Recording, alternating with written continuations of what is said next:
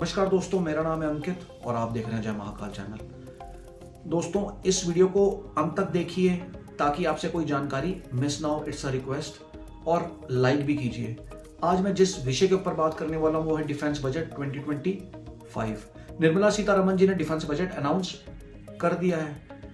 इस साल का जो डिफेंस बजट है वो पिछले साल से ज्यादा है। वो कैसे? क्योंकि इस साल का जो डिफेंस बजट है ना, उसकी जो अमाउंट है वो है 6,81,000 करोड़, और अगर मैं डॉलर्स में बात करूंगा 80 बिलियन डॉलर। और पिछले साल का जो डिफेंस बजट था वो था 6.2 लाख करोड़, ठीक है। और डॉलर्स में वो था 70 से 72 बिलियन डॉलर, यानी कि पिछली बारी जो था ना उसमें राइज था 3.5% का, इस बारी राइज है 10% का, यानी कि पिछली बारी से 3 गुना ज्यादा।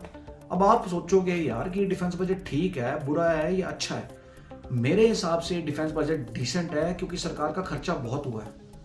किस पे हुआ है? और सरकार का हाथ बहुत टाइट था। इंफ्रास्ट्रक्चर पे हुआ है, इकोनॉमी को स्टेबल करने पे हुआ है, एक्सपोर्ट इंफ्रास्ट्रक्चर पे हुआ है, और इकोनॉमी पे खर्चा इसलिए हुआ है क्योंकि कंपीट करना चाहते हैं हम अमेरिका और चाइना जैसी इकोनॉमीज के साथ। अब मेरे हिसाब से अगर चाइना जैसे बड़े डिफेंस कंट्री के साथ अगर हमें कंपीट करना है तो कम से कम बजट होना चाहिए 125 बिलियन डॉलर, लेकिन वो हम नहीं इस बारी कर पाए।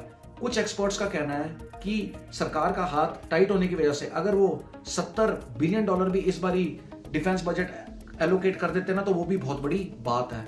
लेकिन सरकार ने 80 बिलियन डॉलर यानी कि 3 गुना ज्यादा बजट एलोकेट किया, जो कि प्रशंसनीय है। अब दोस्तों, ऐसा होता है कि बजट ना रिवाइज भी होता है। 2024 का जो डिफेंस बजट था ना वो 70 बिलियन डॉलर है, जैसे मैंने आपको बताया था, लेकिन 24 के एंड और 25 के स्टार्टिंग में वो हो गया था 75 बिलियन डॉलर। और एज अ इमरजेंसी फंड है ना, वो रिलीज होता है आर्मी को। सेम 80 बिलियन डॉलर है, ये इस साल के एंड और 26 के स्टार्टिंग तक हो जाएगा 85 बिलियन डॉलर। 100 बिलियन डॉलर सुनने में बहुत बड़ा अमाउंट लगता है, और हमने किसी को दिखाना नहीं है कि हम 100 बिलियन डॉलर हम रिलीज कर रहे हैं या हम इतने पावरफुल हैं। हमें करना पड़ेगा, ये हमारी नेसेसिटी है। वो क्यों?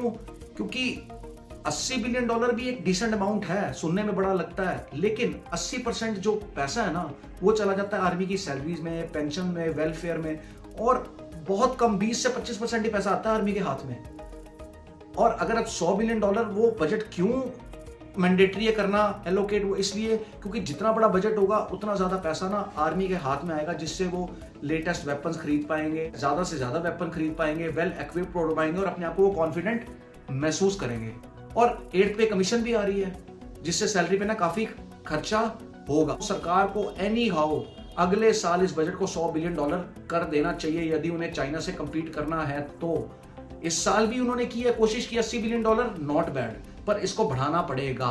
ठीक है, तो दोस्तों, आपका क्या कहना इस साल के बजट के बारे में जो निर्मला सीतारमण जी ने अनाउंस किया? मुझे प्लीज कमेंट सेक्शन में लिख के बताइए कि आपको अच्छा लगा है, बुरा लगा है या एवरेज लगा है। जय हिंद, वंदे मातरम, भारत माता की जय।